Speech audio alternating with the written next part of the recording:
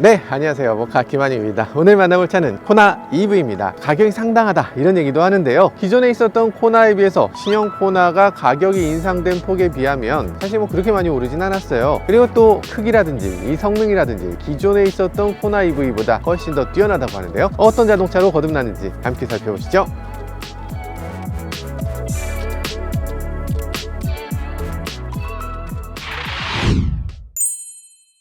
자, 외관은 여러 번 보여드렸잖아요. 전체적으로 봤을 때 코나 일반적인 모델하고 비슷합니다. 전기차의 차이점은 이게 바디 컬러라는 거예요. 그리고 또 여기서 봤을 때 이렇게 픽셀 라이트처럼 이렇게 돼 있는 거, 그리고 아래쪽도 뒤쪽에도 마찬가지로 픽셀이 쭉 이어지는 거죠. 나머지는 그냥 비슷하다 라고 보실 수 있습니다. 크기는 전에 비해서 훨씬 더 커졌다고는 하는데 실제로 봤을 때는 역시나 작은 차로 느껴지기도 합니다. 그리고 이게 볼록하니까 이 아래쪽이 약간 그늘지는 느낌이 있어서 이 부분이 조금 어둡게 느껴집니다. 그래서 밝은 차를 선택하시면 차 뒷부분이 좀 그늘져 보인다 이렇게 느끼실 수도 있을 것 같아요. 조금 더 어두운 색이 더 잘 어울리지 않을까 하는 생각이 들어요. 지금 제가 이렇게 빨리 말씀드려야 될 이유가 있습니다. 저희 속초까지 가야 돼요. 속초까지 가는 거리 200km 정도 되는데요. 지금 굉장히 장거리 주행이니까 지금 서둘러서 출발해야 될 것 같습니다. 자, 얼른 타시죠.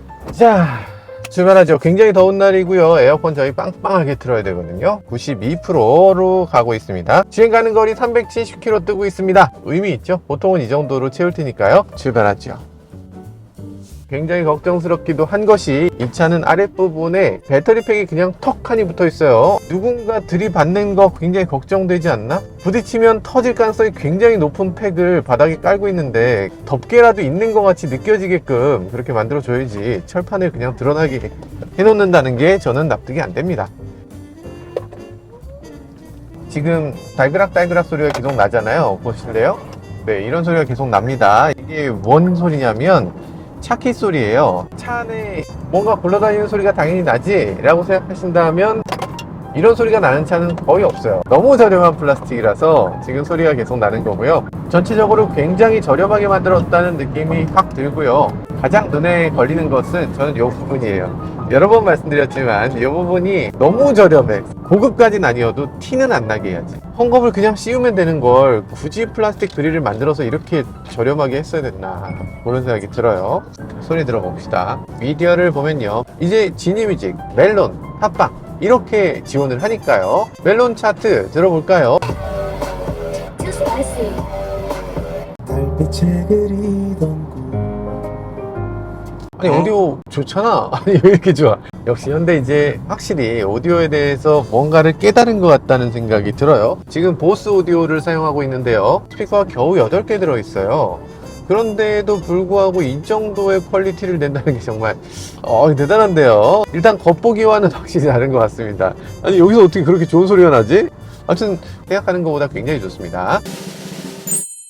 이 시승 행사는 지금 이틀 동안 개최되고 있는 건데요. 이틀을 하는 과정에서 어저께 큰 사고가 있었다고 합니다. 코나 한 대가 대파돼서 폐차된다고 해요. 너무 무리하는 일은 없었으면 좋겠어요. 그리고 기자들이 그렇게 목숨 걸고 시승한다고 뭐 대단한 걸 알게 되나요? 평소에 일반인들 운전하는 거에서 크게 벗어나지 말아야죠. 그것도 그렇고 좀 운전을 좀 잘 하시는 분이 좀 시승을 하셨으면 좋겠어요. 아니 매체에서 운전 전혀 못하는 기자를 내보낸다는 거는 독자들한테도 너무 예의가 없죠. 이 차는 뭐 어떻다 저떻다 얘기한 거 다 거짓말이란 얘기인데 그런 기자를 보낸다는 건 말도 안 되는 거죠. 뭐 자동차 매체 아니고 뭐 일간지든 경제지든 뭐 있겠지만 그런 매체들이 자동차에 조금은 더 진심이었으면 좋겠습니다. 여러분들이 하는 일이 세상에서 제일 중요한 일 중에 하나라는 거 잊지 말고 많은 기자분들 자기가 맡은 분야에 정말 최선을 다하는 모습을 보여줬으면 합니다. 자, 일단 고속도로 들어왔습니다. 제일 먼저 해야 될 게 있죠. 어댑티브 크루즈 잘 작동되는지 한번 보도록 하죠. 자, 버튼 하나 딱 누르면 원터치로 이 핸들 돌리는 거, 앞차와의 거리를 유지하는 거, 가속 페달, 브레이크 다 잘 작동되게 해줍니다. 옆차선으로 옮겨주는 HDA2 기능이 들어있고요. 깜빡이를 켜니까 알아서 그쪽으로 옮겨주는 모습을 보여줬어요. 핸들을 돌립니다. 돌려요. 깜빡이는 내가 꺼야 돼. 이거 좀 이상하지 않습니까? 실제로 이걸 쓰는 사람이 있을까? 없을 것 같아요. 저 같으면 안 쓸 것 같습니다. 약간 이렇게 들어가서는 우리나라 도로에선 절대 안 된다는 생각이 들어요. 뒤에 차가 있으면 캔슬돼요. 핸들을 안 잡고 있으면 캔슬돼요. 깜빡이를 내가 꺼줘야 돼요. 그게 말이 됩니까? 띠딩 하는 소리 들으셨어요? 차가 저 뒤에 있거든요. 얼마나 뒤에 있는데 여기 못 들어가니까 띠딩 하고서 취소를 해버립니다.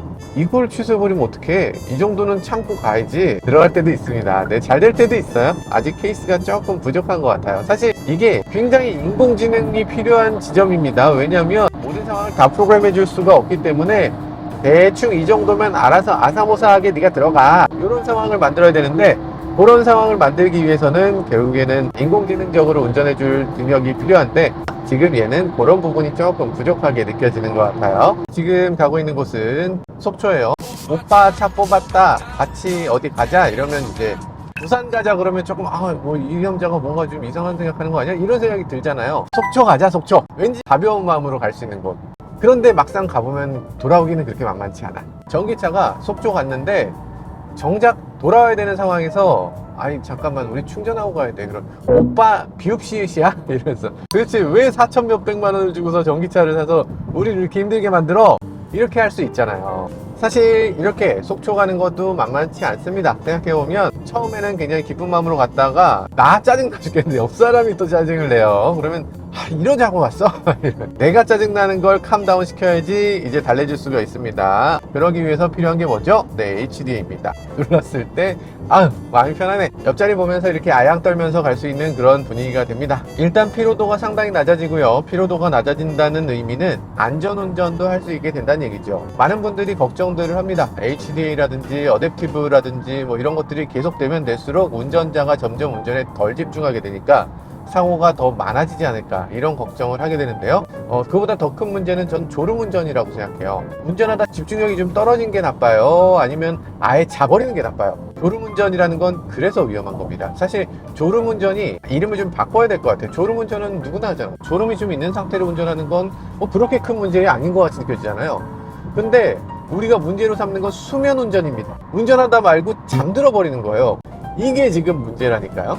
사실 운전자가 앞만 보니까 졸린 거예요. 요 차하고 거리 맞추고 브레이크 밟고 가속 페달 이런 것들은 자동차한테 맡겨놓고, 운전자는 좀 주변도 보고 좀 약간 먼 거리도 봤다가 가까운 데도 봤다가 하면서 이렇게 졸음에서 좀 벗어나자는 거죠. 그게 꼭 필요해 보입니다. 이 졸음운전을 막을 수 있는 정말 좋은 해결책이고요. 트럭이라든지 버스라든지 이런 곳에는 저는 반드시 붙여야 된다고 생각합니다. 여러분들이 자가용으로 차를 선택한다면 어댑티브 크루즈는 반드시 넣어야 돼요. 몇 번을 강조해도 이건 지나치지 않은 것 같습니다. HDA 꼭 넣으세요. 호나를 사시는 분들은 뭐 기본적으로 들어가 있으니까 그게 걱정이 없습니다만, 자동차 회사가 이걸 기본화 시켜주면 참 좋겠습니다. 안전을 위한 거니까요. 자, 드라이브 모드를 바꿔보도록 할게요. 자, 돌리는 방식이고요. 이 돌리는 방식에 대해서 저 여러 번 말씀드리지만, 왼쪽으로 끝까지 가면 무조건 에코에서 멈춰야지, 이게 로테이션이 무한대로 되면 안 됩니다. 왜냐면 안 보고도 할 수 있어야 되니까. 지금 에코 다음에 스노우로 넘어가잖아요. 아니 그럴 거면 뭐하러 양쪽으로 해요? 버튼식으로 해도 똑같잖아요. 굳이 양쪽으로 될 수 있는 다이얼을 만들었다는 건 돈을 더 썼다는 거죠. 무한으로 돌아가게 되면 이렇게 돈을 들인 의미가 없어지게 만드는 겁니다. 그런데 지금 자동차 누구보다 잘 만드는 메이커가 됐거든요. 기계적이면 아주 잘합니다. 그런데 IT 부분도 잘해주면 참 좋겠네요. 감속, 패들 시프터의 작동 조건이 아닙니다. 아니 어떤 게 작동 조건이지? 작동 조건이 아니면 어떤 게 작동 조건이 아닌지를 말로 좀 해줬으면 좋겠습니다. 에코인가요? 스포츠인데요? 어댑티브 크루즈 중엔 안 된다? 그 얘기겠죠? 아무래도. 끄고 이 얘기였어. 이걸 그냥 아닙니다 해버리면 저는 어떻게 압니까? 지금 HDA 작동 중이므로 패들 시프터를 작동시킬 수 없습니다. 글씨로 써주기 어려우면 말을 해주면 되죠. 그렇게 어려운 일 아니잖아요. 음성으로 조금 더 알려주면 좋겠습니다. 자, 스포츠 모드로 바꿔서 움직여 보는데요. 스포티한 느낌은 사뭇 떨어집니다. 그냥 무난무난한 느낌이 들어요. 좀 부족하다고 느껴지는 부분은 스포츠 모드에서도 핸들의 특성이나 이런 것들이 크게 바뀌지 않아요. 간단한 것도 비슷하네. 달라지는 점 하나는 같은 양의 페달을 밟았을 때 조금 더 튀어나가는 것처럼 되어 있습니다. 최고로 밟았을 때 가속력은 비슷하고요. 이런 정도로 바꿔놓은 게 스포츠 모드의 유일한 차이점이란 생각이 드네요. 자, 이 차에서 여러가지 경보 소리가 날 텐데요. 어떤 소리가 나는지 하나씩 살펴보도록 하죠. 주행 중에 예를 들면 N을 넣는다거나 이러면 어떻게 될까요? 이런 식으로 됩니다. 다시 D 넣으면 이런 소리가 납니다. D나 N이나 이런 것들은 주행 중에 얼마든지 바꿀 수 있는 기능이라고 볼 수 있어요. 주행 중에 다시 한번 D를 넣으면 띠딩 소리가 나죠. 주행 중에 파킹 브레이크를 넣으면 네, 이런 소리가 납니다. 파킹 브레이크로 차를 세울 수 있을까요? 세울 수 있습니다. 계속 당기면 서요. 그러니까 주행 중에 파킹 브레이크 당기지 않도록 조심하셔야 되고, 난 파킹 브레이크로 꼭 서야 되겠다라고 할 때 이걸 계속 당기시고 계셔야 됩니다. 가끔가다 그런 분 계세요. 가다가 파킹 브레이크를 눌렀는데 파킹이 안 되더라 하시는 분 계신데, 파킹 브레이크는 요게 아닙니다. 요거는 P단이에요. 차를 서게 하는 게 아니라 차가 서 있을 때 굴러가지 않게 하는 장치예요. 실제로 달리다가 P를 넣었을 때 P가 들어가지 않습니다. 자동차를 운전하면서 이거 꼭 알고 계셨으면 좋겠어요. 일단 휴게소에 왔습니다. 밥은 먹어야죠. 먹고 살아야 되기 때문에 휴게소에 왔고요. 여기까지 온 거리는 46km 왔습니다. 앞으로 303km 갈 수 있다고 하네요. 303km면 충전 안 하고 돌아오긴 조금 빠듯할 것 같다는 생각이 들어요. 자, 어쨌든 일단 밥 먹고 다시 오도록 하겠습니다. 아니, 저기 누가 상향등 켜고 있어, 저기. 아저씨, 거기 왜 상향등 자꾸 켜고 그래요? 제 원래 존재 자체가 조금 눈부시긴 하지. 이렇게 색깔 축축한 검은색 쪽으로 이렇게 예쁜 색으로. 아, 그 뭐 100만 유튜버의 위험이랄까? 들어가. 잘 다니겠습니다. 4시까지 빨리 오래. 알겠어요. 수고하십시오. 주차 중 충격을 감지했습니다. 확인해 보세요 하고서 시작 버튼을 눌렀어요. 확인을 하게 해줘야지. 내가 들어가게 해주진 못하겠고 있다는 건 알려줄게, 이런 의미로 보여집니다. 자, 그래서 주차 중 상시 녹화되고 있었고요. 주차 중 이벤트가 있었는데 어떤 이벤트가 있었는지 눌러보면 충격량도 보여주네요. 와, 좋다. GPS도 나오고요, 충격량도 나오고 소리도 나옵니다. 이제 여기가 이벤트인가봐요. 아, 트렁크 닫을 때. 아, 좋은데. 야, 이게 굉장히 세밀하게 바뀌었어요. 그동안 항상 얘기했던 게 이 빌트인 캠이라는 옵션은 비싸기만 비싸고 안 넣는 게 낫다고 여러 번 말씀드렸는데, 빌트인 캠 2는 있는 게 좋은 것 같아요. 충격이라든지 이런 것들 다시 모니터링 할 때 굉장히 잘 되고요. 이 차의 앞뒤에 카메라와 연동되는 부분들 뭐 이런 것들 아주 잘 됩니다. 그리고 이 자체를 다운로드 받을 때도 이제는 예전처럼 USB로 다운로드 받거나 이렇게 하지 않고 메모리를 빼서 바꿔 낄 수가 있게 돼 있어요. 이젠 빌트인 캠 쓸만하게 업그레이드 됐다 라는 생각이 들고요. 여러분들도 혹시라도 빌트인 캠 선택해야 되나 말아야 되나 고민하신다면 이제는 선택하는 쪽이 조금 더 나아 보입니다. 통풍 시트 있는 거 알고 있어요? 통풍 시트 살아. 열이 많으신 저희 PD님 통풍 시트 너무 좋아하시고요. 이렇게까지 시원해도 되나? 이런 느낌이 살짝 들어요. 외국인들이 보면 그럽니다. 한국인들은 적당이란 것을 모르나? 그런 정도예요. 일단 잔뜩 받은 상태로 하고 나서 이걸 끼면은 금방 시원해지게. 바로 시원하죠. 보통 이제 에어컨 같은 거 차가 뜨거워지고 나면 아무 소용 없잖아요. 기본적으로 전기차는 바로 시원해집니다. 처음부터 되게 차가운 바람이 나와야 정상이고요. 시트도 마찬가지입니다. 쿨링 시트는 에어컨 바람을 내주는 게 아니고 PTC 소자가 있기 때문에 이걸 이용해서 차갑게 만들어주는 기능을 갖고 있어요. 정말 더울 때도 이 통풍 시트는 큰 도움이 됩니다. 우리나라에서 꼭 필요한 기능이라고 할 수 있죠. 하이패스 카드를 천장에 이렇게 넣도록 되어 있고요. 하이패스를 이렇게 넣게 되면 이런 식으로 전부 다 나옵니다. 일별 사용 패턴, 며칠 날 많이 썼고, 월별 사용 패턴, 이번 달에 얼마 썼고, 이게 나와요. 일반 하이패스 카드가 있고요. 이 하이패스가 있어요. 이 하이패스라는 건 뭐냐면 여기 써있죠. 하이패스 기기에 카드가 없어도 하이패스를 사용할 수 있는 기능이에요. 그러니까 현대차 앱을 통해서 차 안에 원래 들어있는 하이패스를 통해서 결제를 할 수 있게 된다는 거죠. 카드를 꽂을 필요 자체가 없어지는 거예요. 여기서 언제 몇 시에 어디를 다녀왔는지를 다 알 수 있게 되기 때문에요. 마음에 걸린다 이런 분들이 계실 것 같아요. 이게 어딜 다녀왔는지 딴 사람이 본다는 게 굉장히 좀 거슬릴 수 있을 것 같거든요. 지울 수 있으면 모르겠는데 지울 수가 없어요. 저는 사실 지우는 거 전혀 상관없습니다. 저는 항상 떳떳해요. 그렇기 때문에 웃어. 저는 자동차를 떳떳하게 사용하기 때문에 전혀 걱정이 없습니다만 약간 프라이버시 같은 걸 조금 더 고민해주면 좋겠다는 생각이 들어요. 호나이브는 떳떳한 사람만 사는 자동차입니다. 여러분, 나쁜 어른이들은 타시면 안 되는 거예요. 액티브 사운드 디자인 기능이 이 차에는 있습니다. 그래서 가속 페달을 밟으면 소리가 나는 거죠. 이런 식의 사운드. 좋은데요? 예전 같으면 진짜 저질이었어요. 뭔가 웽 이런 소리가 난다거나 잉 이런 소리가 난다거나 그런 거였는데 지금은 많이 좋아졌습니다. 액티브 사운드 디자인이라고 말이 되어 있는 것은 이 차에서 나는 고유한 소리를 없애고 듣기 좋은 소리를 넣어준다는 의미입니다. 그래서 액티브 사운드 디자인이라는 말을 쓰는 거고요. 강하게 보통 약하게 이 볼륨 조절만 됩니다. 정말 좋아진 게 가속 페달에서 발을 뗐을 때 그전 같으면 웅뚝 웅뚝 이런 식의 소리가 났었어요. 근데 지금 얘는 뗐을 때 약간의 서스테인을 줬어요. 가속했다가 뗐을 때 사그라드는 느낌이 있습니다. 가속 페달이 없는 상태에서 소리를 내주고 있어서 자동차의 고유의 소리처럼 느껴지게끔 더 잘 만들었습니다. 훨씬 좋은데요. 이 사운드 디자인을 할 때 큰 방향이 두 가지로 갈라질 것 같아요. 예를 들면 엔진 소리나 아니면 모터 소리를 좀 모사한다거나 해서 그 소리가 조금 더 커지는 것처럼 느껴지게끔 하는 사운드 디자인이 있을 거고, 아예 다른 소리가 나게 하는 사운드 디자인이 있을 거예요. 요즘 BMW를 보면 악기 소리가 나는 쪽에 사운드 디자인을 하고 있거든요. 차를 운전하면 마치 첼로를 연주하는 것 같은 소리가 나요.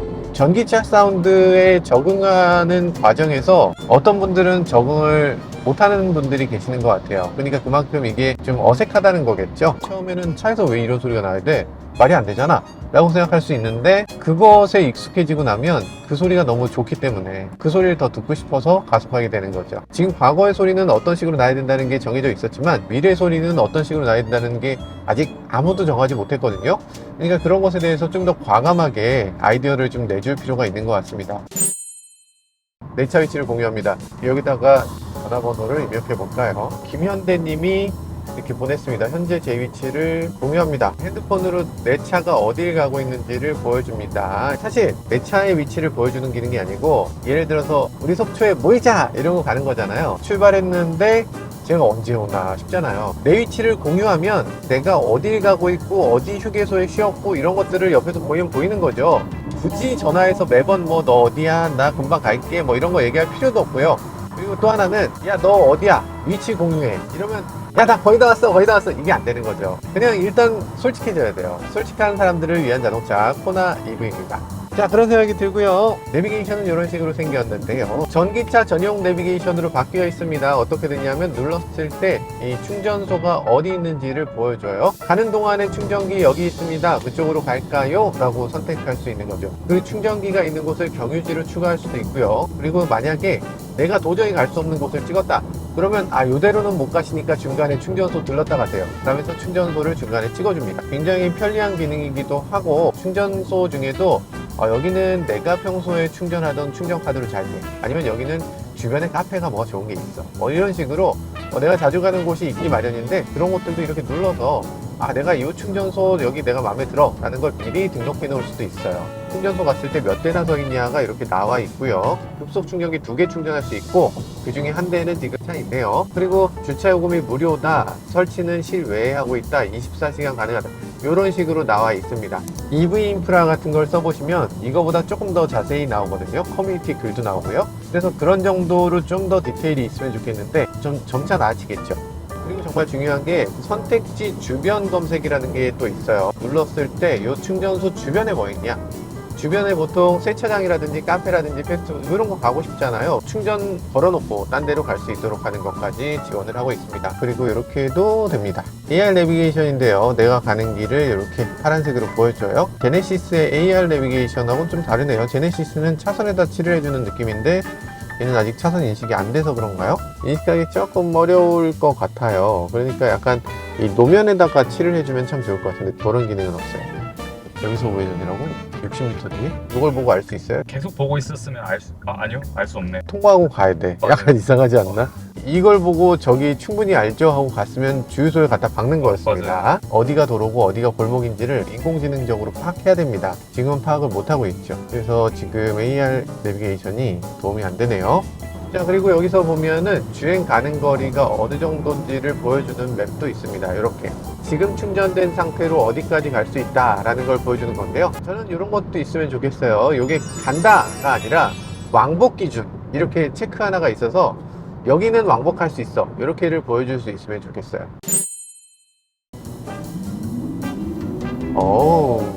바다 금방 오네요. 지금 여기까지 왔을 때 주행 가는 거리 176km 남았거든요.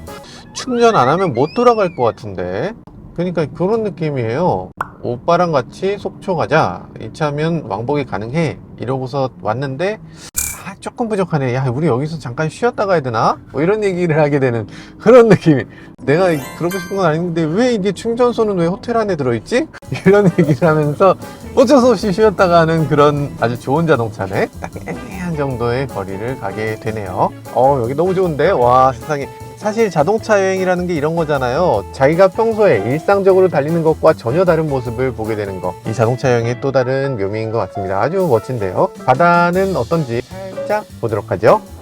아, 속초입니다. 속초. 눈 깜짝할 사이에 속초까지 왔고요. 아, 바다 좋네요. 끝없이 펼쳐져 있는 바다에 남자들이 오니까 되게 밋밋하네. 자, 일단 여기까지 왔으니까 얼마나 주행을 했는지, 주행 거리, 배터리는 얼마나 남았는지도 살펴보도록 하죠. 주행 거리가 이미 170km가 됐고요. 연비는 5.9km per kWh로 왔고요. 꽤 괜찮은 연비를 보여줍니다. 이 정도면 나쁘지 않아요. 사실 살짝 걱정도 있었어요. 왜냐하면 이 차의 배터리는 기존의 LG 배터리가 아니라 CATL 중국산 배터리를 사용하고 있기 때문에 이 차 괜찮을까 하는 생각이 들었는데 의외로 이 성능이라든지 전비라든지 이런 거 잘 나오고 있고요. 실제로 현대차가 원했던 스펙 이상으로 굉장히 훌륭한 배터리를 가져왔다고 합니다. 제가 중국산 배터리에 대해서 성능이 굉장히 세계적으로 어느 정도 인정받고 있다 이렇게 얘기했을 때 욕하는 분들이 많이 계시더라고요. 왜 이렇게 미워하세요? 중국을 미워하는 것까진 괜찮아. 근데 중국의 제품까지 미워할 필요는 없지 않나? 아무튼 CATL 배터리를 장착한 첫 번째 차도 아닙니다. 이미 니로가 장착했으니까 두 번째 현대차예요. 해외 수출 버전은 이미 CATL 배터리를 사용하고 있고요. 게다가 중국 자동차 하면 LFP 배터리라서 쓸모없다 이렇게 얘기하시는 분들도 계시던데 말씀드리기 좀 그렇긴 합니다만 현대기아도 LFP 배터리를 장착한 차가 곧 나옵니다. 이미 트럭으로는 나왔어요. 호주에 팔고 있는데 국내에도 LFP 배터리 차가 나옵니다.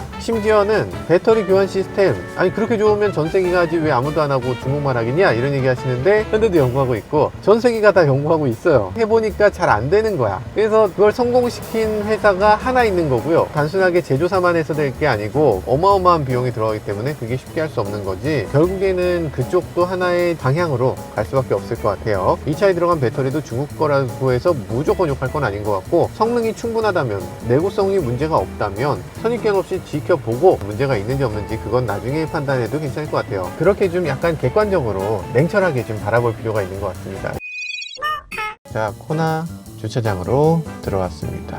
야, 형광펜 색을 선택하는 사람은 거의 없을 것 같아요. 과감하게 좀 만들어봐 했는데 이렇게 나올 줄은 몰랐다 이럴 것 같아요. 굉장히 좀 독특한 걸 좋아하시는 분들이 선택하실 수 있는 색인 것 같습니다. 전기차 전용 컬러로 하늘색에 가까운 그런 컬러가 있으니까 이런 것도 한번 보시면 좋을 것 같아요. PD님은 어떤 게 마음에 드세요? 다른 건 다 좋은데 저 형광색만 좀 아, 형광색은 도저히 지워졌으면 좋겠다. 저기 한번 봐봐. 어떤 색이 가장 눈에 띄시나? 군계 일학 혼자서 탁 튀잖아요. 어디다 갖다 놔도 쟤만 보여요. 대다수의 소비자들은 좀 부끄러워서 못하겠다 이런 느낌이 들 수도 있을 것 같고요. 올라가서 조금 더 자세히 살펴보시죠. 어느새 또 여기까지 왔습니다. 어저께는 이태리였고요. 오늘은 속초에 와 있어요. 아니 하루아침에 이렇게 왔다 갔다 정신이 하나도 없네. 이렇게까지 멀리 온 이유가 있죠. 바로 이 코나 일렉트릭을 가까이서 자세히 보기 위해서인데요. 한번 살펴보면요. 충전구가 앞에 있는 거 요건 좀 아쉬워요. 전기차 관련한 여러 장치들이 앞에 있어서 앞에다가 놔야 된다는 건 알겠어요. 근데 그걸 꼭 메인 앞에 놨어야 됐을까? 많은 자동차들이 여기 팬더 쪽에다가 홈을 파서 여기서 충전을 하게 하는데 여기라도 해줬으면 좋지 않았을까 하는 생각이 들고요. 트렁크는 어떻게 생겼냐면요. 요렇게 생겼습니다. 아, 인간적으로 요거 옆에 좀 덮어줘야 되지 않습니까? 덮어줘야지 여기다가 내가 짐을 실지. 안 덮여 있으면 이 프렁크를 쓰지 말란 얘기가 돼요. 오, 생각보다 그래도 넓은데요. 이 차는 사륜구동 모델이 없습니다. 모두 다 전륜구동이에요. 그럼에도 이 전륜구동 앞에 여기 모터도 있고 다 있는데 그래도 공간을 이 정도 뽑아낸 것도 뭐 괜찮아 보이네요. 이거 케이블로 연결하는 경우가 있거든요. 꽂아 쓰는 완소 케이블 같은 경우는 여기다 넣으면 딱 맞습니다. 그래서 여기다가 완소 케이블 넣기에 좋은 자리라는 생각이 들고요. 이 밑에 배터리가 이렇게까지 도드라져 있으면은 사실 좀 불안한데 측면 충돌이라든지 여러 가지 충격에도 어느 정도 극복할 수 있도록 만들어진 걸 볼 수 있어요. 트렁크 공간은 이 정도입니다. 오. 아래쪽에 수납 공간이 조금 있네요. 예전 같으면 이 정도의 수납 공간이 있을 때 아예 그냥 덮개를 안 만들어 놨었는데 이제는 덮개를 좀 만들어 준 걸 볼 수 있네요. 한 가지 아쉬운 점은 여기 덮개에다가 피스 하나라도 박아줬으면 좋았겠다 싶은 생각이 들어요. 여기 이렇게 떨잖아요. 실내에 소음으로 작용할 텐데 두 개만 박아주지. 서브우퍼 스피커가 있는데 6인치 정도밖에 안 되는 것 같아요. 우퍼가 너무 작지 않나? 실내에 그냥 우퍼랑 큰 차이 없는 서브우퍼를 갖고 있어요. 이거보다 커도 될 것 같은데 조금 아쉽긴 하네요. 선반은 필요한 경우도 있지만 필요 없는 경우도 있죠. 선반이 나는 필요 없어 라는 경우에 선반은 어디다 놔요? 이 안에 그냥 대충 이렇게 던져 놓습니까? 달그락달그락 할 거잖아요. 되게 불편하기도 할 거예요. 그래서 그런 경우에 선반을 여기다 넣을 수 있도록 만들어져 있습니다. 요즘 들어서 좋은 자동차들은 이런 것들을 하죠. 이렇게 놔둬도 되고요. 이렇게 해서 이걸 이렇게 올릴 수 있어요. 이렇게 보셨어요? 얼마나 깔끔합니까? 흔들리지도 않아요. 소리가 나지도 않습니다. 이렇게 아주 깔끔하게 정리해 놓을 수 있죠. 다시 뺄 때는 여기 푸시 버튼 있어요. 이렇게 눌러서 다시 빼면 됩니다. 잘 만들지 않았습니까? 안쪽을 보면요, 여기 직물이 적극적으로 사용되고 있습니다. 직물 시트 좋아하지 않는 분들이 많던데 괜찮나? 저는 개인적으로는 직물이 좋습니다. 약간 흡음도 더 되는 것 같고요. 저렴해 보이는 느낌이 아니라 뭔가 환경을 생각하는 느낌이 들어요. 시트라든지 이런 것들 화이트로 하니까 굉장히 환하게 밝은 느낌이 들어서 굉장히 좋아 보이기도 하고요. 근데 요거는 조금 NG다 싶어요. 핸들을 어떻게 흰색으로 할 수가 있지? 손에 딱 닿는 부분을 다 흰색으로 하고 얼마나 깨끗하게 유지될까? 장갑 끼고 운전하나? 네, 그런 느낌이고요. 그리고 여기 보면 이런 기능이 있습니다. 발라당 기능입니다. 발라당 기능. 운전석에도 들어있죠. 근데 이게 작동시키는 방법이 조금 이상합니다. 작동시켜 보실래요? 아무것도 안 되는데. 제 말이 그거예요. 한 번에 작동이 안 된다고요. 두 번 하는데 한 번은 짧게 하고 한 번은 길게 하는 거예요. 나 옛날에 이거 얘기한 적이 있다. 옛날에 현대에서 운전 중에 실수로라도 차가 뒤로 젖혀지는 걸 막기 위해서 어떻게 하면 좋을까요? 해서 DJI라든지 이런 제품들 보면 두 번 더블 클릭해서 두 번째는 길게 눌러서 하도록 해라, 그렇게 만들어져 있다, 이렇게 말씀드린 적이 있거든요. 그때 그 말이 반영된 것 같은데 잘했네요. 잘했네. 생각해보니까 좋네. 이렇게 하면 오해도 없고 안전에도 도움되고 그렇지. 그게 한번 익숙해지면 편하다니까. 누가 이런 아이디어를 냈나 했더니 내가 낸 거였어. 나 진짜. 어쨌든 교육 같은 게 조금 필요한 것 같아요. 지금도 현대 홈페이지에 보면 여러 가지 기능들을 영상으로 표현하고 있는데 스토리가 하나도 없어서 그걸 어디다 쓰란 말이야? 이런 식의 느낌인데 조금 더 스토리 있게 잘 풀어주면 좋을 것 같습니다. 그런 영상은 누가 잘 만들죠? 네, 모카가 잘 만들기 때문에 모카에 맡겨주시면 열심히 만들도록 하겠습니다. 아무튼 뒷좌석으로 한번 넘어가 보죠. 이야, 베이지 시트 좋은데요? 있어 보이고 뒷좌석이 뭐 되게 넓다까지는 아닌데 이전 코나를 생각하면 코나일 때도 머리 공간이 좁지만 EV가 되고 나면 시트가 더 올라와요. 그래서 머리 공간이 진짜 작았거든요. 근데 이제 주먹 하나가 쑥 들어갑니다. 하나가 들어오고 남아 꽤 넓어졌어요. 시트 높이도 조절이 되는데 세워도 뒤로 많이 높여져 있네요. 뒤로 눕히면 이 정도. 나쁘지 않아요. 실내에도 이렇게 250V 아울렛이 있어서 이렇게 16A까지 된다고 하는데 어마어마한 양이죠. 노트북 2개 정도를 사용할 수 있을 것 같은 정도로 보여지네요. 그리고 USB-C도 제공을 하고 있고, 썬루프 같은 경우는 조금 해서 앞좌석도 그렇고 뒷좌석에서도 큰 도움이 되지 않는 그런 썬루프로 보여집니다. 그리고 요즘 자동차들이 뒷좌석 개방감이 많이 작은 편인데 얘는 뒷좌석에 쿼터글래스가 하나 더 있어서 어느 정도 개방감을 더 높여주는데 효과가 있네요. 자, 뒷좌석 폴딩 짠짠. 이렇게 6대4로 폴딩이 되고요. 전 4대2대4로 폴딩이 되면 참 좋겠다는 생각을 해봅니다. 현대차 왜 이렇게 4대2대4를 안 넣어주는 걸까요? 가운데를 폴딩하고 거기 긴 물건 실을 수 있거든요. 스키, 골프백 실을 수 있습니다. 그러면서 4명이 타고 갈 수 있죠. 근데 이렇게 폴딩이 되면 스키, 골프백 같은 걸 실었을 때 한 명이 이렇게 앉아야 되는데 이게 괜찮아? 시트에다가 가운데 요거 하나 더 해주는 게 뭐 그렇게 어렵다고 그걸 안 해줘요? 자, 아무튼 전기차임에도 불구하고 수납 공간 넉넉하고요. 차체의 머리 공간도 괜찮습니다. 바닥에 그다지 올라오지 않아서 이 실내 공간, 트렁크 공간 아주 넉넉한 모습을 보여줘요. 제가 봤을 때 이 색깔이 가장 잘 어울리는 색깔 같네요. 새로 개발된 전기차 전용색인데요. 메타 블루 펄이라는 색을 갖고 있어요. 이름은 블루지만 실제로는 블루가 아니고 약간 퍼플색인데? 엄청 예뻐요. 그래, 이 색이 가장 잘 어울리네. 전기차를 선택한다면 사실 일반적인 자동차에 비해서 1000만 원 이상 더 내는 거잖아요. 더 냈다면 그만큼 낸 보람이 있어야지. 뭔가 좀 독특해야지. 뭔가 좀 튀어야 되지 않습니까? 그런 면에서 전기차 전용색을 선택하는 것도 나쁘지 않아 보이네요. 그리고 여기 재밌는 것도 하나 꾸며놨습니다. 인렛이면서 동시에 아울렛이기도 한 그런 전기 충전구를 보여주고 있어요. V2L이라고 우리가 얘기하죠. 그래서 차에다가 이걸 꽂아 놓으면 그러면 전기를 여기서 꺼내서 쓸 수 있게 됩니다. 그런데 한 가지 빠지는 조건이 몇 개밖에 없습니다. 도어락을 풀어야 돼. 풀려 있는 상태에서도 빼려면 다시 한번 가서 도어락을 풀고 나서 떼야 돼요. 그러니까 그만큼 이걸 훔쳐가지 않도록 이렇게 보안을 신경 쓰고 있다는 건데, 그리고 지금 여기서 V2L로 전기를 꺼내서 뭘 할 수 있는지를 보여주고 있죠. 여기서 오디오를 틀어서 아니면 TV를 열어서 있고요. 엑스박스로 게임을 할 수 있게 만들어 놓고 있네요. 아, 그래 이렇게 즐기는 거죠. 코나라는 건 사실 이런 차인 것 같아요. 코나 자체가 그 목적이 돼서는 안 되고, 코나는 어디까지나 수단, 어디까지나 도구의 자동차라는 거죠. 그래서 목적지까지 문제없이 잘 운반해주고, 문제없이 이 승객들을 잘 태워주고, 승객들이 서로 대화를 나누고, 목적지에 잘 도착해서 서로 또 즐기고, 이런 것들을 하는데 문제없이 만들어진 자동차, 그런 도구적인 자동차라는 생각이 들고요. 그럼에도 그렇게만 볼 수는 없는 게, 이 차의 가격이 무려 4천만 원 중반대에서 시작해요. 저희가 시승한 차는 무려 5,500만 원짜리라고요. 이 정도로 비쌌다면 뭔가 화려하고 뭔가 튀는 면도 있어야 되겠다 라는 생각이 들긴 하는데요. 그럼에도 보조금 생각하면 또 괜찮습니다. 보조금이 지금 1,000만 원이 넘잖아요. 그리고 또 지금 세제 혜택 전 가격이거든요. 세제 혜택까지 받게 되면 또 거기서 200만 원이 빠질 거예요. 3천만 원 후반부터 4천만 원 중반까지 살 수 있는 자동차, 이렇게 생각한다면 코나 하이브리드 살 바엔 코나 EV? 이런 생각도 살짝 들기도 합니다. 이 여러 가지 다양한 것들을 바라보면서 여러분들도 좋은 선택을 하시길, 그리고 또 이렇게 다양한 차들이 나오는데요, 이 차들이 갖고 있는 다양한 특성들을 객관적으로 좀 지켜보고 선택해도 좋을 것 같다는 생각이 들기도 합니다. 지금까지 저는 모카 김한용이었습니다. 감사합니다.